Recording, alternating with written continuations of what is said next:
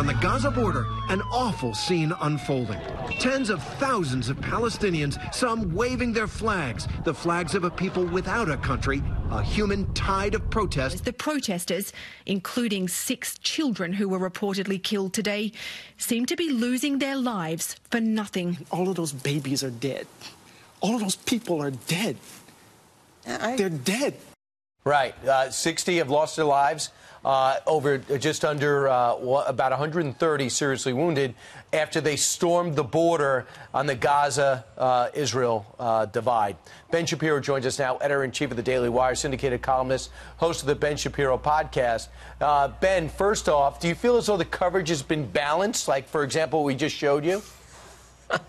No, I mean, I think that there's so many media outlets that are acting as propaganda arms for Hamas that it's actually quite incredible. Hamas has not been unclear about their intent here. They've been saying for weeks they want to send literally 100,000 people to storm the border with Israel. Hamas has been obvious. They say we want to break in, we want to kill Israelis. They're not hiding the ball here, and the media are hiding the ball. The media are playing propaganda wing for a terrorist group, which has made clear their intent. There are people who are storming the border, attempting to kill Israeli soldiers, sending kites with incendiary devices over the border, flinging Molotov cocktails at people who are manning the border, flinging stones at people manning the border. Right. And the Israelis are acting with their usual restraint, and the media are treating this as though Israelis are in indiscriminate fashion killing civilians. It's just a lie, but the media have been doing that for years. Ben, what do you think the people who were in that soundbite montage right there would prefer the Israelis do?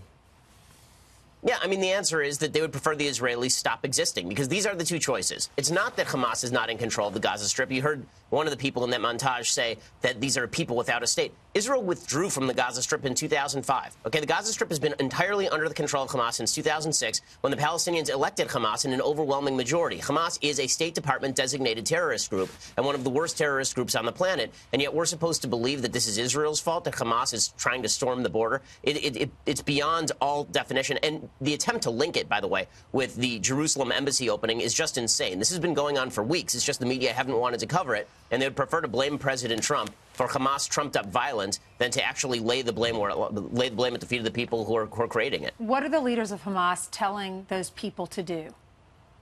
So they're telling them to storm the border. They've actually, the Washington Post, okay, which is a left-wing outlet, reported that the leaders of Hamas were telling people that the Israelis had withdrawn from the border, that the Israeli soldiers were no longer manning the border, and that if they ran up to the border and attempted to breach the border, everything would be fine. They're lying to their own people. They're using human shields. 10 of the people who have been killed were Hamas operatives, open Hamas operatives. So none of this is a surprise. This is what terrorist groups do. And a terrorist group attacking a border, even using human shields, is still a terrorist group attacking the border. I heard sometimes they're children. Yes, I mean, they're using children as human shields. This is what Hamas does. During the last Gaza war, Hamas actually hid its headquarters inside a hospital. Because, again, this is what terrorist groups do. When terrorist groups get a civilian killed, they are happy because they know that the media coverage will be that Israelis killed civilians. When a civilian is killed in Hamasistan, in the Gaza Strip, then the Israelis are deeply devastated about it. There's something Golda Meir once said: we can forgive them for killing our children. We can never forgive them for making us kill theirs. Right. Ben, let's move domestically out to Seattle, Washington. Apparently, at a 5-4 vote, the city council there approved a so-called job head tax. For every head person that a company employs, if your company makes over $20 million worth of profit in a year, they're going to levy a $275 per head tax. And Amazon, which is the biggest employer by far out there, they're furious. They put out a statement. They say the city does not have a revenue problem. It has a spending efficiency problem. And it kind of sounds like that's true.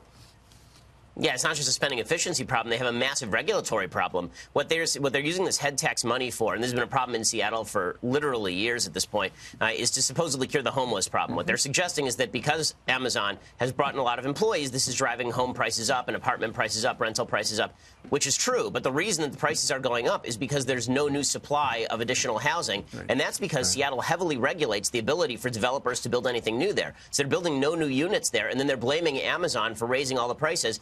Affordable housing in Seattle is not going to solve the problem. They have already affordable housing in Seattle that is being abused by people and has been abused by people for years, going back to, I mean, I believe that they were called something like drunk dorms in Seattle, because they don't have any restrictions on the people who are actually living in these affordable housing units. The prices continue to go up. Homelessness will continue to increase. And guess where homelessness will really increase? When Amazon picks up and leaves, because there are plenty of states that would be happy to have them without leveraging a $75 million a year tax on them. The vice president said the vice president of the company said they're thinking about that, making them second guess their decision. Meanwhile, when I think of Ben Shapiro, I think sitcoms. What does he like to watch? Now you'll have an opportunity after a couple of years in hibernation. Last Man Standing will come back on Fox. Here's a little tease of what it's going to be like. Please tell me that's a cat.